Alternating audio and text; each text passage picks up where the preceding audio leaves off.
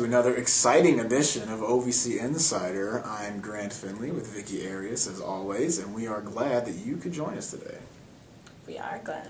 We will start right off talking about the softball championships, which will be held this weekend. UT Martin is going to be hosting the event, and the teams that are in the field this year are UT Martin as the number 1 seed, Jacksonville State, Morehead State, Eastern Illinois, Murray State, and Tennessee Tech.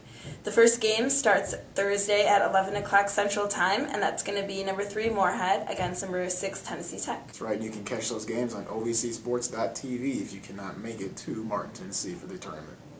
Well, last week, the OVC announced its 2 newest members of the Hall of Fame, and they are Chuck Kimmel and David Mays. And Kimmel comes from Austin, PE. He joined the staff as an athletic trainer in 1981. At the time, he was the department's only full-time health professional, and he soon became a national leader in sports medicine. He was certified by the National Athletic Trainers Association and served as the Tennessee Athletic Trainers Society president from 1989 to 1993.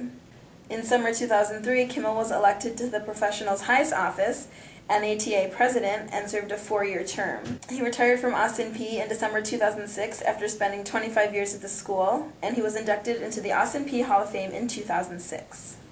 Quite the career indeed. Mays, on the other hand, joined the Tennessee Tech coaching staff in 1974 as the head baseball coach, and for 25 years he led the Golden Eagles to 554 career victories, which ranks him 4th most in OVC history. Many of the players he coached went on to receive postseason honors. 5 of his players went on to earn induction into the Tennessee Tech Hall of Fame. Mays was named OVC Coach of the Year in 1986, 88, 93, 96, and 97, and he led the Golden Eagles to a 39-23 record in the OVC regular season and tournament championship in 97, along with a victory over The Ohio State University in the NCAA Regionals.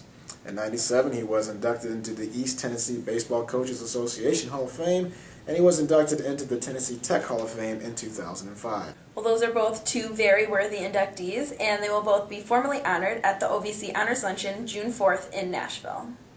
And they won't be the only ones honored that day, because the OVC will also announce its male and female athlete of the year at the luncheon. And we thought it might be fun to speculate a little bit about who the male and female athlete of the year might be. So, without further ado, who you got? Let's jump right in. I got a couple ideas for the women. We'll start with Austin P's Stephanie Champagne. She was only on the team for 2 years since she was a junior college transfer, and both years she was named to the AVCA Honorable Mention All-American team, and both years she was also on the AVCA First Team Midwest All-Region. She was quite the volleyball player. She led the conference in a lot of categories, including points and kills. She was the 2009 OVC Volleyball Player of the Year, and perhaps one of her most impressive stats is that she led the OVC in kills with 309 total, which was 109 more than the next closest hitter. Very impressive. And Candace Arnold, a senior from Eastern Illinois, is another name we want to throw out there. She was a big reason why the Panthers won both the indoor and outdoor track and field championships this year, repeats from last year. She won the shot put and the weight throw during the indoor championship, and the shot put and discus in the outdoor championship. She set an OVC record in the shot put and qualified for the NCAA regional in shot put and discus. And finally, we want to talk about Megan Williams, who is a 4-year starter for the UT Martin Skyhawks. She plays the outfield, and she leads the conference in many offensive categories, including batting average. She's hitting .381, which is very impressive. She's also leading the conference in slugging percentage, hits, home runs, bases, at-bats, and she is a big reason why her team has the number 1 seed in this weekend's softball tournament. Well, those are some heavy hitters there for sure. I saw Stephanie play at the volleyball championship, and she's no doubt very spectacular. And Candace, I actually just saw the other weekend at the outdoor track and field championship, and she was cleaning up. Yeah, and actually one more note about her, she was the OVC Athlete of the Championship, both indoor and outdoor. So definitely, she did dominate all the throwing events. She helped Eastern Illinois win the title, overall title, And Austin Peay in volleyball, they came close. They were, I think, the number 2 seed in the championship. They didn't quite get there, but, definitely Stephanie was a big reason for that success. And then I'm excited to see Megan Williams at the tournament this weekend. She definitely dominating on offense in the entire conference. They have the number 1 seed, so hopefully, we'll see if she can continue that and make the team, have a good run in the tournament. Sounds like it's going to come down to the wire no matter what. So it'll be interesting to see how it all shakes out. On the men's side, I got a few guys I want to throw at you real quick. Firstly, Ryan Perilou. Perilou is a senior quarterback for Jacksonville State this year and was named All-America by the Sports Network. He was the 2009 Ohio Valley Conference Offensive Player of the Year. He ranked first nationally in passing efficiency for most of the season, and he was fourth nationally in points responsible for with 18.6 points a game. He also set several other single-season school records, including touchdown responsible for, which is 31, total offense per game, 279 yards, and total offense per play at 8.36 a clip. Perilou also won the Offensive Player of the Week honor 7 times in 2009, which is an OVC record. He was selected as a starting quarterback for the Pro Football Hall of Fame 2010 Texas vs. the Nation Challenge. The Texas squad did go on to win that game, and since his playing career in college has ended, he did sign a free agent deal with the Minnesota Vikings last month.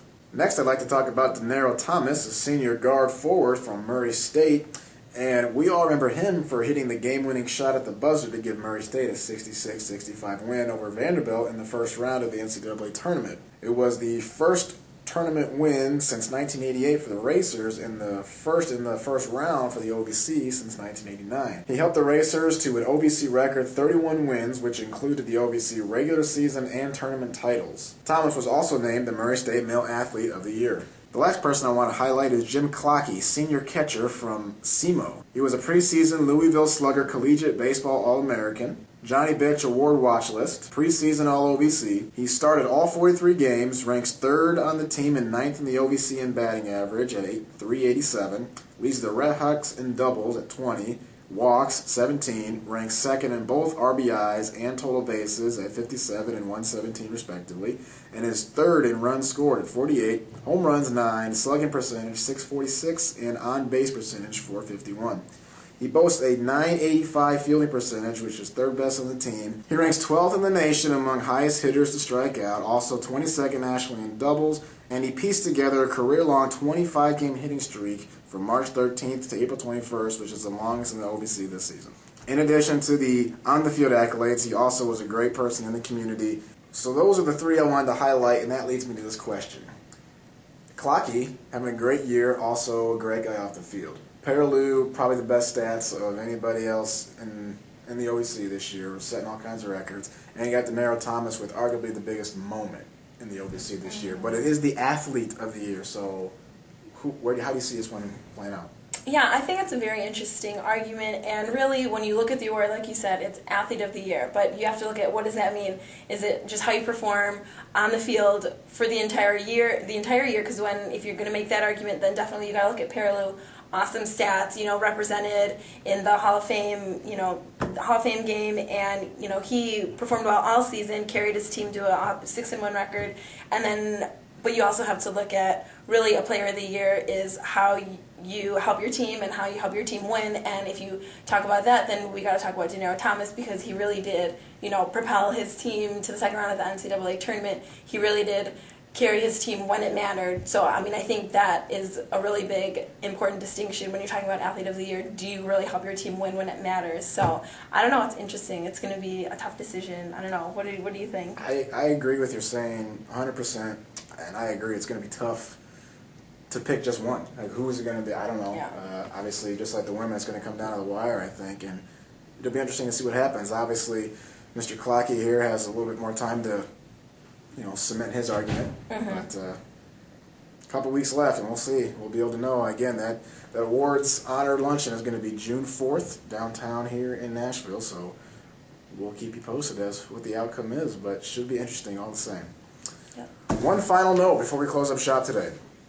If you're a Morehead State fan out there and you were on the edge of your seat trying to determine or waiting to find out if Kenneth Faried was coming back or not, you can breathe easy, as I'm sure you already know. he has decided to return for his senior year, so I think that's a great decision by him. Yeah, and no, Eagle Nation is breathing a sigh of relief about that. Absolutely. Hopefully he can put in a lot of hard work this summer, keep getting better, and get drafted into the NBA next year. Totally. We think he can do it.